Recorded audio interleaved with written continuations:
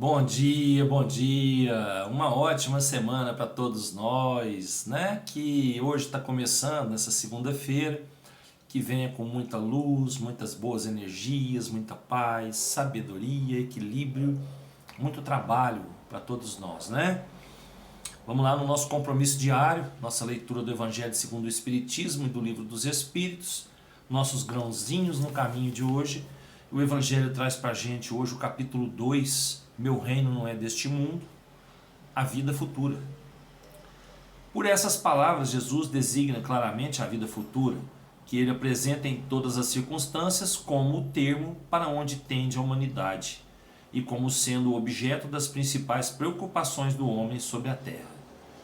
Todas as suas máximas se dirigem a esse grande princípio. Sem a vida futura, com efeito, a maior parte dos seus preceitos de moral não teria nenhuma razão de ser.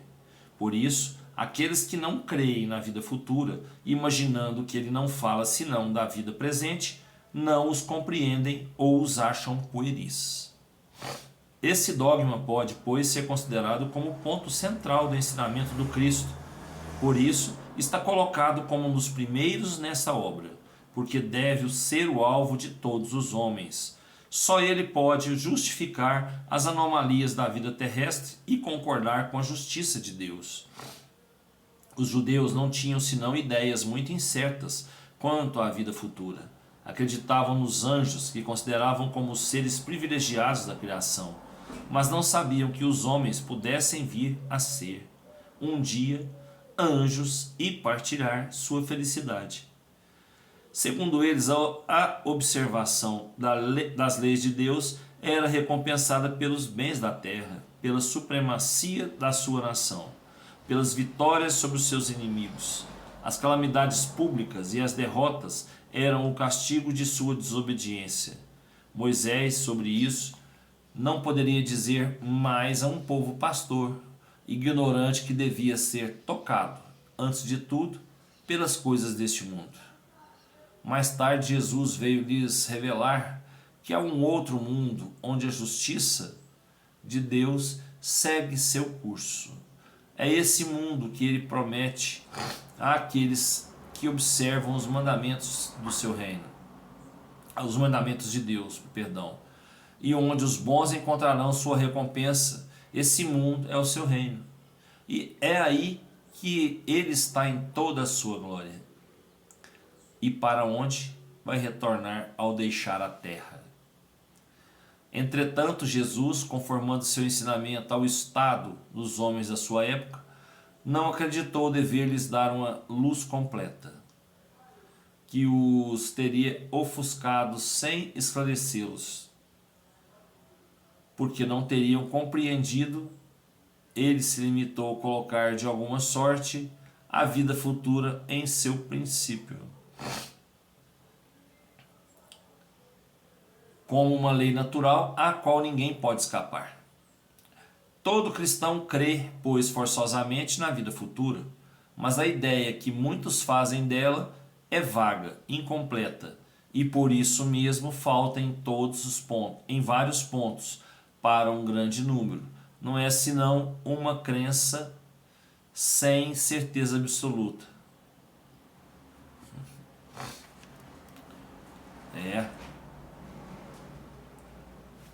Estamos aí, né? Preocupados com a nossa vida presente, esquecendo que a nossa vida verdadeira é a nossa vida espiritual. Que nós todos vamos sair desse planeta aqui um dia e vamos voltar à espiritualidade. Vamos voltar à erraticidade, que é onde os espíritos se encontram. Então nós temos que nos preocupar com o que nós estamos plantando aqui para colher na vida futura, para colher no plano espiritual. Nós vamos levar daqui as coisas boas e as coisas ruins que a gente fez. Mas qual delas terá prioridade nisso aí? Nós estamos priorizando qual vida? A vida material ou a vida espiritual?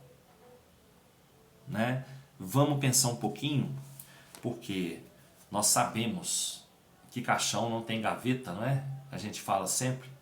Então, as coisas da terra vão ficar na terra. Agora, e as coisas do Espírito? Estas vão nos acompanhar para sempre. Para sempre. Vão estar impregnadas no nosso perispírito, no nosso espírito, para o resto de nossa existência, né? Que não tem fim. Não tem fim. Vamos então aproveitar, né? Vamos aproveitar, viver bastante as coisas da terra, mas sabendo utilizá-las para o nosso desenvolvimento espiritual. Que nada do que aquilo que a gente faça aqui na terra seja em vão. Que tudo tenha um propósito e que esse propósito seja o nosso progresso, seja o nosso adiantamento espiritual. Porque nós dependemos das nossas atitudes aqui, enquanto encarnados, para termos umas próximas reencarnações mais suaves, mais leves, sem adquirir novas dívidas, para que a gente tenha que retornar para pagar dívidas. Vamos eliminando em cada reencarnação nossa as nossas dívidas passadas e não nos esquecendo de não contrair novas dívidas, né? Que vai virar uma bola de neve, como a gente diz sempre. Não é certo?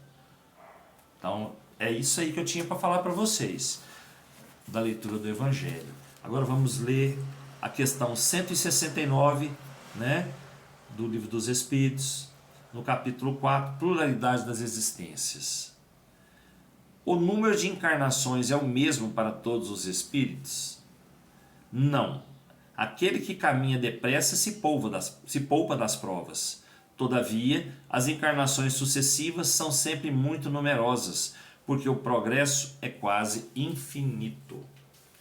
Então, nós vamos reencarnar muitas vezes, né? Até que a gente consiga purificar nosso espírito, tirar a matéria do nosso caminho, nos ligar mais, como eu disse na leitura do Evangelho, nos ligar mais ao progresso moral, ao progresso espiritual. A gente sabe que a melhor religião que tem é aquela que te faz melhor, te faz um ser humano melhor. Então, vamos procurar sempre nos lembrar de que de nossas atitudes dependerá o nosso futuro. Tá bom? Fiquem com Deus. Até amanhã, se Deus quiser, com muita paz, com muito amor, com muitas alegrias em nossos corações. Jesus nos abençoe. Fiquem com Deus. Beijo no coração.